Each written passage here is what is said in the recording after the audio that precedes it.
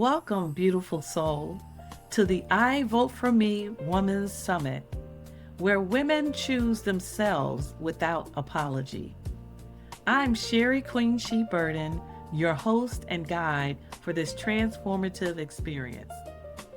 I created this summit because every woman deserves a space where her voice is honored, her story is valued, and her worth is non negotiable. I Vote for Me is more than a movement.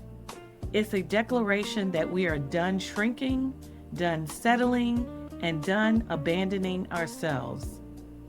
This year's theme, Cultivating Self-Worth, invites you to rise into the truth of who you are, not the version shaped by expectations, trauma, or survival, but the version rooted in confidence, clarity, and self-love.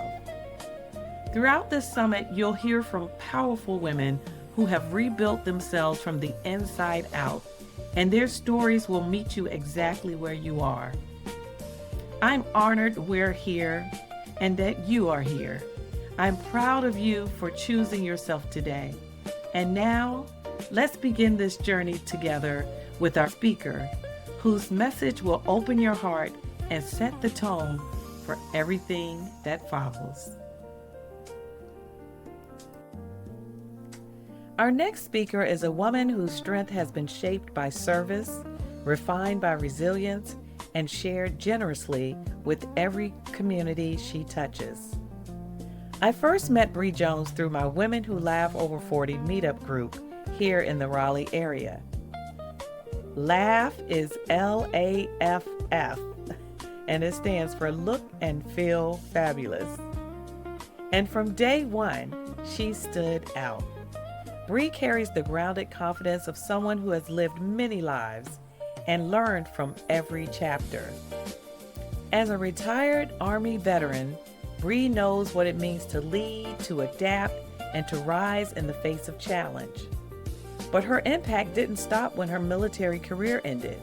She became a transition coach, guiding individuals through the emotional and practical realities of life after receiving a neurological autoimmune diagnosis. With compassion and strategy, she helps people navigate fear, uncertainty, and identity shifts and find their footing again. And if that wasn't enough, Bree also served as a FITspiration Officer. Yes, it was her own business. FITspiration Officer, F-I-T-spiration. And she was an accountability and fitness coach who motivated others to strengthen not just their bodies, but their mindset and discipline. Bree is the definition of courage in motion, a woman who transforms her own experiences into tools that empower others. It is my honor to introduce Bree Jones. My name is Bree Jones, and I'm originally from Kentucky, but my home was Atlanta. Now we're in North Carolina.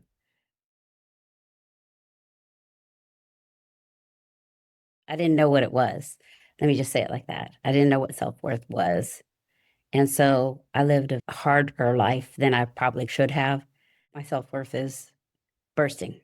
I always say, love myself so much, you have competition.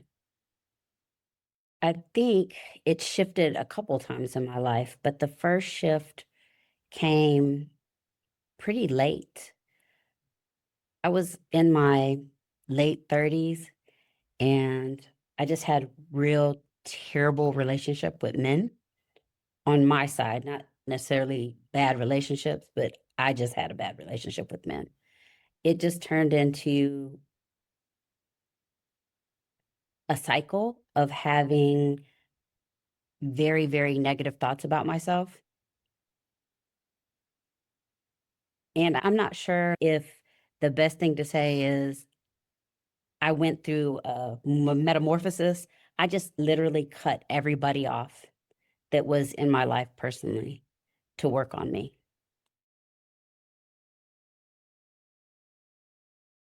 Pleasing was one of the main ones. I had to work on being more conscious of myself and what I was attracting. When I made that shift, things started changing for me. I started letting go of negative beliefs, negative self talk, a lot of negative self talk, a lot. Mostly it was just me trying to grow from the inside out. Initially, I just was trying to do it mentally.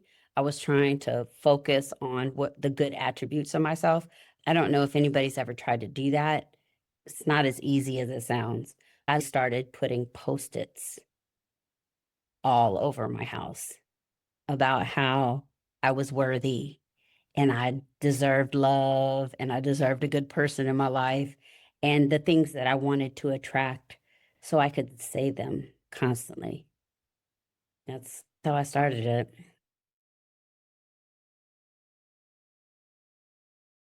I can, and it was at a different transformation for me. It was when I was diagnosed with multiple sclerosis. I think I had to put myself before everyone else because basically the doctors were taking everything away from me. Don't do this, don't don't get on the treadmill, don't lift weights, don't do these things because you could hurt yourself, et cetera, et cetera. So I had to have a real shift in that moment to put myself first, not worry about things that were going on with my family at the time because I was a people pleaser. I wanted to take care of everybody and all the things. When I made that shift, I was able to focus on my health.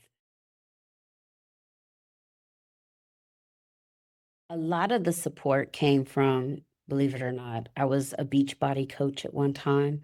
I had a lot of friends in that arena, and everybody was so positive at any little success I had. My family struggled with my MS more than just people that didn't know me. So it was a battle a little bit. I don't think they realized how much I was being affected by the MS. So people on the outside were really very supportive in the beginning. And then my family kind of came along. Well, you know, when they tell you on the airplane, take the mask for yourself first so you can help others. I set some boundaries up that were not always accepted. I can't say that I really lost anybody in my life, but they weren't as important.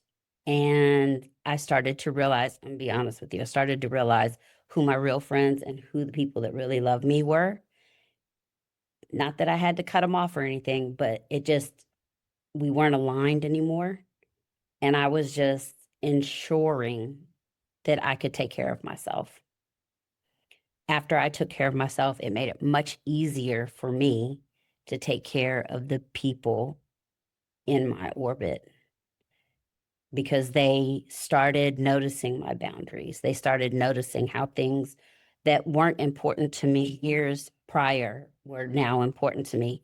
And it was real, that this wasn't a joke, that it was not a facade, but okay, she's really putting these in. And if we want to be here in that orbit, then we have to honor her boundaries.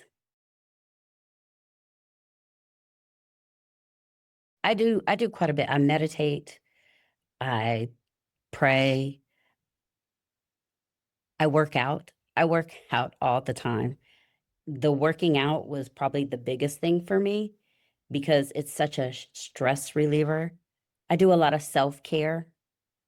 That might look like massages from time to time or just upstairs meditating, stretching, doing my own little daily routine with my skin, drinking lots of water. I know it sounds kind of weird, but those are just things that are tangible that can make you realize how much you are worth just doing for yourself.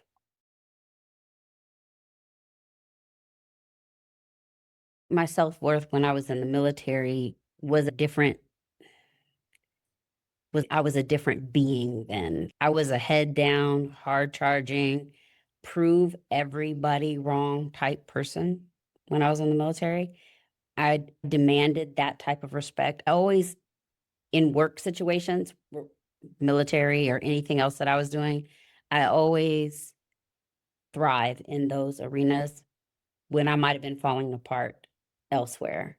And there were things that happened in the military that no woman should have to deal with, but I was able to navigate some of those things by being more intelligent than the next person. I was a regulation queen.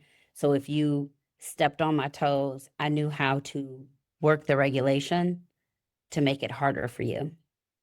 Now, we shouldn't have to do that. We should just be able to work and stand on our own feet and make a difference like everybody else, like most men in the military. But it is difficult for women in the military if you aren't almost the best at what you do. I have always had such pride in my ability to succeed in work, so much so that I didn't remember things that were negative. And it's just a sad story that a lot of people have, being able to block out bad memories. It wasn't until 2020 till I realized some of the bad things that actually happened to me when I was in the military. That's how I can actually, in my brain, compartmentalize. And I thought I was super strong back then when it came to self-worth, but all it was my job. I didn't realize how much I didn't value myself internally back then. So, self-worth is how you value you, no matter what somebody on the outside looks at. You know, that's the part that you love yourself, you work on yourself, you make yourself a priority. Self-esteem is just throwing your shoulders back and being like, I can handle anything. It doesn't mean that you're healthy, though. Having a certain form of self-esteem can be as masking as any other thing. You may not feel worthy, but you have that mask over your face and you try desperately to make sure that everybody thinks that you're okay, because we don't get to ask for help very often. Not the way I grew up. We just did. And that was it. So I think they're related, but they're not family. They're like related by, they're not sisters, they're cousins. Say it like that, right? Because you can have self-worth and no self-esteem. Yeah. It sounds counterintuitive, but self-esteem can just be presented as somebody who's thriving. Self-worth and self-esteem, they're interrelated, but you can have no self-worth and show self-esteem. It doesn't mean that it's real, though. I think that's what I was trying to get across. When you do have a great sense of worth, then your self-esteem is real. And it shows positivity and success and overcoming certain situations.